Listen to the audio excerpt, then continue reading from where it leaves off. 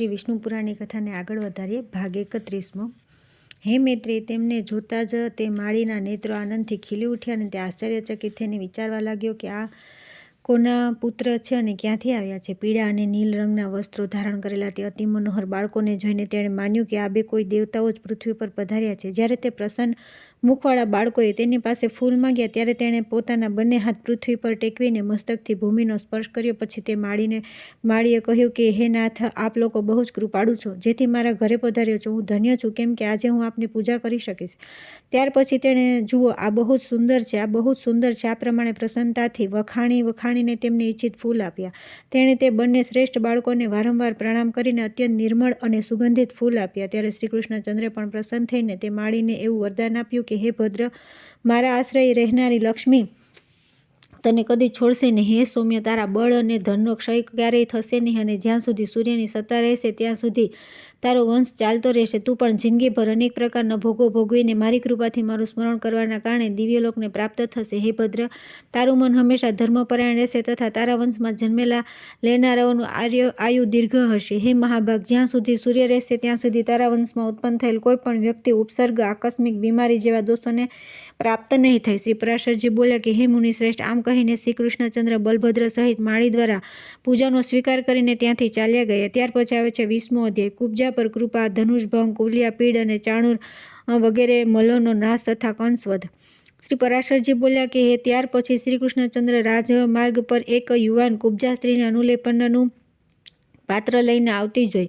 ત્યારે શ્રી કૃષ્ણ તેને પ્રેમપૂર્વક કહ્યું કે અલી કમલ લોચન, તું સાચે સાચું જણાવ, આ અનુલેપન કોના માટે લઈને જઈ રહી છે? ભગવાન કૃષ્ણે કામી પુરુષની જેમ આ પ્રમાણે પૂછવાથી અનુરાગિણી કુબ્જાએ તેમના દર્શનથી અતિ આકૃષ્ટ થઈને બહુ જ લલિત ભાવે આ પ્રમાણે કહ્યું કે હે કાન, શું આપ મને નથી જાણતા? હું અનેકાવક્ર નામે પ્રસિદ્ધ છું. રાજા કંસે મને અનુલેપન કાર્યમાં નિયુક્ત કરી છે. રાજા કંસને મારા સિવાય અન્ય કોઈના હાથે ઘસેલું ઉપટન પસંદ નથી, તેથી હું તેમની અત્યંત કૃપાપાત્ર છું. શ્રી કૃષ્ણજી બોલ્યા કે હે સુમુખી, આ સુંદર સુગંધિત અનુલેપન તો રાજાને જ યોગ્ય છે. અમારા શરીરને યોગ્ય પણ કોઈ અનુલેપન હોય તો આપો. શ્રી પરાશરજી બોલ્યા કે આ સાંભળીને કુબ્જાએ કહ્યું કે લઈ લો. અને પછી તે બંનેને આદરપૂર્વક તેમના શરીરને યોગ્ય ચંદન વગેરે આપ્યા. તે સમયે તે બંને કપોલ વગેરે અંગમાં પત્ર રચના વિધિથી યથાવત અનુલેપન લગાવીને ઇન્દ્રધનુષયુક્ત શ્યામ અને શ્વેત મેઘ જેવા શોભા લાગ્યા.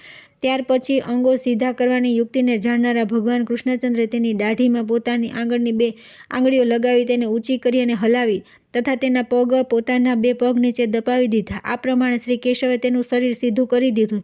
જ્યારે તે સીધી થઈ ગઈ ત્યારે બધી સ્ત્રીઓમાં તે સુંદર થઈ ગઈ. ત્યારે તે ગોવિંદનું વસ્ત્ર પકડીને અંતરના પ્રેમભાવથી શિથિલ બનેલી વિલાસ લલિત વાણીમાં બોલી, તમે મારા ઘરે ચાલો. તેના આ પ્રમાણે કહેવાથી શ્રી કૃષ્ણચંદ્રે તે કુબ્જા ને કે જે પહેલા અનેક અંગોથી વાંકી હતી પરંતુ હવે સુંદર થઈ ગઈ હતી, બલરામજી સામે જોઈને હસીને કહ્યું કે હા, તમારે ઘેર પણ આવીશ. એમ કહીને શ્રી હરિએ તેને મંદહાસ્ય કરી વિદાય કરી અને બલભદ્રજીના મુખ સામે જોતા રહીને જોરજોરથી હસવા લાગ્યા. ત્યાર પછી સુગંધિત ચંદ્રનાથી અનુલિપ્ત તથા વિચિત્ર માળાઓથી સુશોભિત ક્રમશઃ નીલાંબર અને પીતાંબર રામ અને કૃષ્ણ યજ્ઞશાળા સુધી આવ્યા. ત્યાં પહોંચીને તેમણે યજ્ઞના રક્ષકોને તે યજ્ઞના ઉદ્દેશ્ય સ્વરૂપ ધનુષ વિશે પૂછ્યું અને તેમના બતાવ્યા પછી શ્રી કૃષ્ણચંદ્રે તેને તુરત જ ઉઠાવીને પ્રત્યંચા ચડાવી દીધી. ધનુષ પર બળપૂર્વક પ્રત્યંચા ચડાવતા તે ધનુષ તૂટી ગયું. ધનુષ્ય તૂટતા તેનો જે ભયંકર અવાજ થયો તેનાથી સંપૂર્ણ મથુરા નગરી ગાજી ઉઠી. ધનુષ્ય તૂટી જતા તેના રક્ષકોએ તેમના પર આક્રમણ કર્યું. તે રક્ષક સેનાનો સંહાર કરીને તે બંને ભાઈ ધનુષશાળામાંથી બહાર આવ્યા. ત્યાર પછી અક્રૂરના આવવાના સમાચાર જાણીને તે મહાન ધનુષ્યને તોડી નાખ્યાની વાત સાંભળીને કંસે ચાણૂર અને મુષ્ટિકને કહ્યું. કંસ બોલ્યો કે બંને ગોપ બાળક આવી ગયા છે, તે મારો પ્રાણ હરણ કરવાના છે, તેથી તમે બંને મલ્લયુદ્ધમાં તેમને મારી સામે મારી નાખો. જો તમે મલ્લયુદ્ધમાં તે બંનેનો વિનાશ કરીને મને પ્રસન્ન કરી દેશો તો હું તમારી સમસ્ત ઈચ્છાઓ પૂરી કરી દઈશ. મારી આ વાતને તમે મિથ્યા માનશો નહીં. તમે ન્યાય કે અન્યાયથી આ મહાબળવાન શત્રુઓને અવશ્ય મારી નાખો. તેના મરાઈ ગયા પછી આ સંપૂર્ણ રાજ્ય મારું અને તમારા બંનેનું સામાન્ય રહેશે. મલ્લોને આ પ્રમાણે આજ્ઞા આપીને કંસે પોતાના મહાવતને બોલાવ્યો અને તેને આજ્ઞા આપી કે તું કુલિયાપીડ હાથીને મલ્લોની રંગભૂમિના દરવાજા પર ઊભો રાખ અને જ્યારે ગોપકુમાર યુદ્ધ માટે અહીં આવે ત્યારે તેમને હાથી દ્વારા મરાવી નાખ. આ પ્રમાણે તેને આજ્ઞા આપીને બધા સિંહાસનોને યથાવત મૂકેલા જોઈને જેનું મૃત્યુ પાસે આવી ગયું છે તે કંસ સૂર્યોદયની પ્રતીક્ષા કરવા લાગ્યો. પ્રાતઃકાળ થતાં સમસ્ત મંચો પર નાગરિકોને રાજમંચો પર પોતાના અનુચરો સાથે રાજાઓ બેઠા. ત્યાર પછી રંગભૂમિના મધ્યભાગની પાસે કંસે યુદ્ધ પરીક્ષકોને બેસાડ્યા અને પોતે પણ એક ઊંચા સિંહાસન પર બેસી ગયા. તે અંતઃપુરની સ્ત્રીઓને બેસવા માટે અલગ મંચ બનાવ્યા હતા તથા મુખ્ય વરાંગનાઓ અને નગરની મહિલાઓ માટે પણ અલગ અલગ મંચ હતા. કેટલાક અન્ય મંચો પર નંદજી વગેરે ગોપોને બેસાડ્યા હતા અને તે મંચોની પાસે જ અક્રૂર અને વસુદેવજી બેઠા હતા. નગરની સ્ત્રીઓની વચ્ચે ચાલો અંતકાળમાં પણ પુત્રનું મુખ તો જોઈ લઈશ એવો વિચાર કરીને પુત્ર માટે મંગળ કામના કરતી દેવકીજી બેઠા હતા. ત્યાર પછી જે સમયે તુરી વગેરે સૂર તથા ચાણુના ઉછાળવાને મુષ્ટિકના તાલ ઠોકવાના દર્શકો હાહાકાર કરી રહ્યા હતા. ગોપવેશધારી વીર બાલક બલભદ્ર અને કૃષ્ણ થોડું મંદાહાસ્ય કરતા રંગભૂમિના દ્વાર પર આવ્યા. ત્યાં આવતા જ મહાવતની પ્રેરણાથી કુલિયાપીડ હાથી તે બંને ગોપકુમારને મારવા માટે અત્યંત વેગપૂર્વક દોડ્યો. હે દ્વિજ શ્રેષ્ઠ, તે સમયે રંગભૂમિમાં હાહાકાર મચી ગયો તથા બલદેવજીએ પોતાના અનુજ કૃષ્ણ તરફ જોઈને કહ્યું કે હે મહાભાગ, હાથીને શત્રુએ જ મોકલ્યો છે, આથી એને મારી નાખવો જોઈએ. હે દ્વિજ, મોટા ભાઈએ બલરામજી નામ કહેવાથી શત્રુસૂદન શ્રી શ્યામસુંદરે બહુ જોરથી સિંહનાદ કર્યો. પછી કેશી નિસુદન ભગવાન શ્રીકૃષ્ણે બળમાં ઐરાવત સમાન તે મહાબળી હાથીની સૂંઢ પોતાના હાથમાં પકડી તેને ઘુમાવ્યો. ભગવાન કૃષ્ણ જો કે સંપૂર્ણ જગતના સ્વામી છે, છતાં તેણે ઘણીવાર સુધી તે હાથીના પગ અને દાંતની વચ્ચે રમતા પોતાના જમણા હાથે તેનો ડાબો દાંત ઉખાડીને તેનાથી મહાવત પર પ્રહાર કર્યો.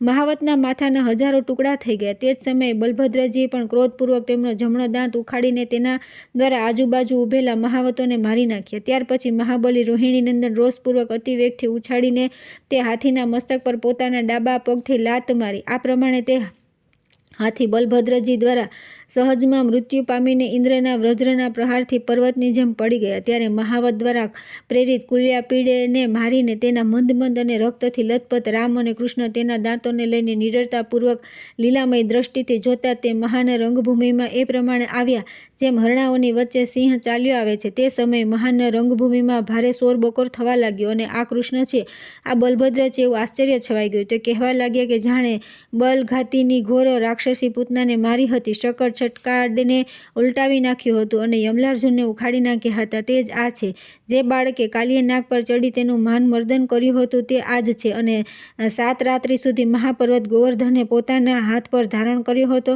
તે આ જ છે. જે આ મહાત્માએ અરિષ્ટાસુર, ધેનકાસુર અને કેશી વગેરે દુષ્ટોને લીલાપૂર્વક મારી નાખ્યા હતા. જુઓ, તે અચ્યુત આ જ છે. આ એમની આગળ એમના મોટા ભાઈ મહાબાહુ બલભદ્રજી છે, જે બહુ લીલાપૂર્વક ચાલી રહ્યા છે. આ સ્ત્રીઓના મન અને નયનોને બહુ આનંદ આપનારા છે. પુરાણોના અર્થવેતા વિદ્વાનો કહે છે કે આ ગોપાલજી ડૂબી ગયેલા યદુવંશનો ઉદ્ધાર કરશે. આ સર્વલોકમય અને સર્વના કારણ ભગવાન વિષ્ણુના જ અંશ છે. એમણે પૃથ્વીનો ભાર ઉતારવા માટે ભૂમિ પર અવતાર લીધો છે. રામ અને કૃષ્ણ વિશે નગરજનો આ પ્રમાણે કહી રહ્યા હતા. તે સમયે દેવકીના સ્તનોમાં સ્નેહના કારણે દૂધ સ્રવતું હતું અને તેમના હૃદયમાં ભારે બળતરા થઈ. પુત્રના મુખ જોઈને અત્યંત આનંદ થયો હોવાના કારણે વસુદેવજી પણ જાણે વૃદ્ધાવસ્થાને ભૂલી જઈને ફરીથી જાણે નવયુવાન થઈ ગયા હતા.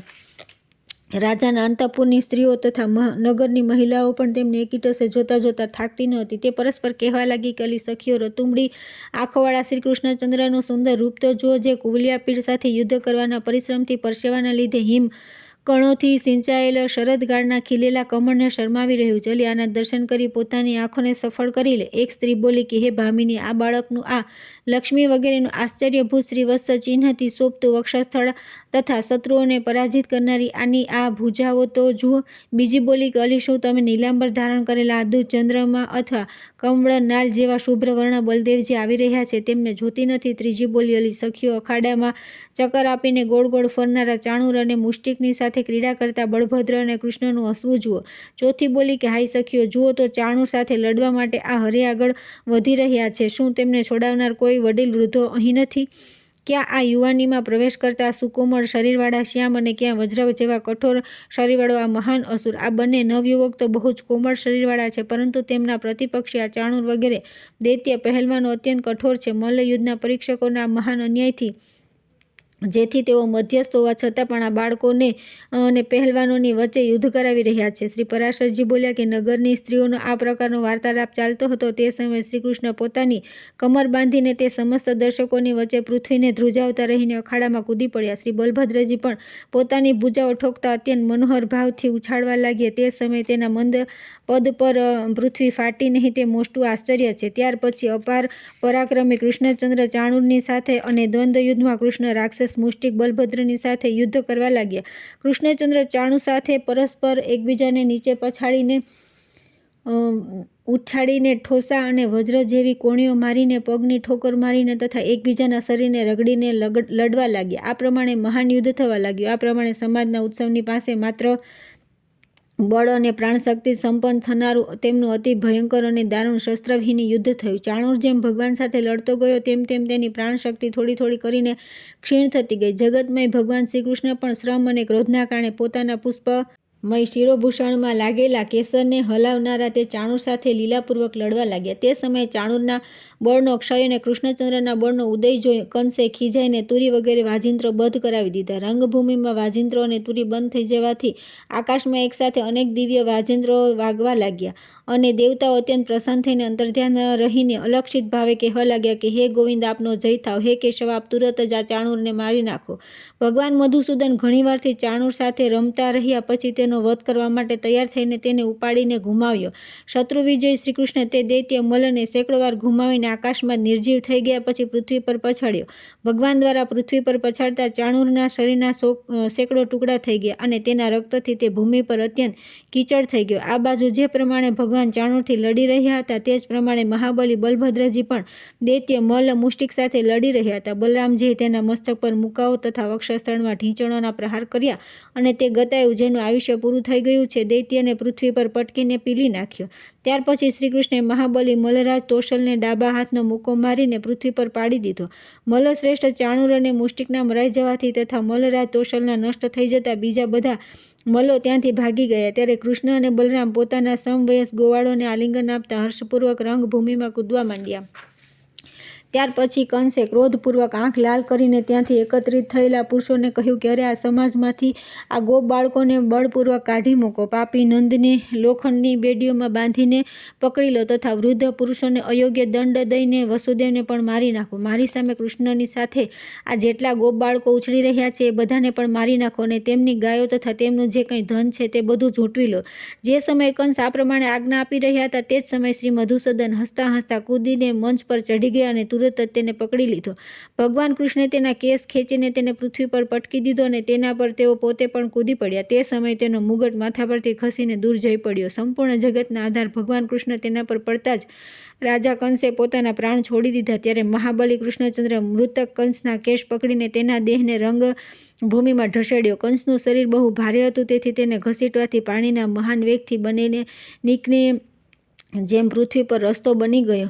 કૃષ્ણચંદ્રે કંસને પકડી લીધો ત્યારે તેના ભાઈ સુમાલીએ ક્રોધપૂર્વક આક્રમણ કર્યું. તેને બલરામજીએ સહજતાથી મારી નાખ્યો. આ પ્રમાણે મથુરાપતિ કંસને કૃષ્ણચંદ્ર દ્વારા તિરસ્કારપૂર્વક મરાયેલો જોઈને રંગભૂમિમાં ઉપસ્થિત સંપૂર્ણ જનતા હાહાકાર કરવા લાગી. તે જ સમયે મહાબાહુ કૃષ્ણચંદ્ર અને બલદેવજીએ વસુદેવ અને દેવકીના ચરણ પકડી લીધા. ત્યારે વસુદેવ અને દેવકીને પૂર્વજન્મમાં કહેલ ભગવાનના શબ્દોનું સ્મરણ થઈ આવ્યું અને તેમણે જનાર્દનને પૃથ્વી પરથી ઊભા કર્યા અને તેમની સામે વિનયપૂર્વક ઊભા રહી ગયા. શ્રી વસુદેવજી બોલ્યા કે હે પ્રભુ, હવે આપ અમારા પર પ્રસન્ન થાવ. હે કેશવ, આપના દુઃખી દેવતાઓને જે વરદાન આપ્યું હતું તે અમારા બંને પર અનુગ્રહ કરી પૂરું કરી દીધું. ભગવાન આપે જે મારી આરાધનાથી પ્રસન્ન થઈ દુષ્ટજનોનો નાશ કરવા મારા ઘરમાં જન્મ લીધો તેનાથી અમારા કુળને પવિત્ર કરી દીધું. ભગવાન આપ સર્વભૂતમય છો તથા સમસ્ત ભૂતોમાં સ્થિત છો. હે સમસ્તવાન ભૂત અને ભવિષ્ય આપનાથી જ પ્રવૃત્ત થાય છે.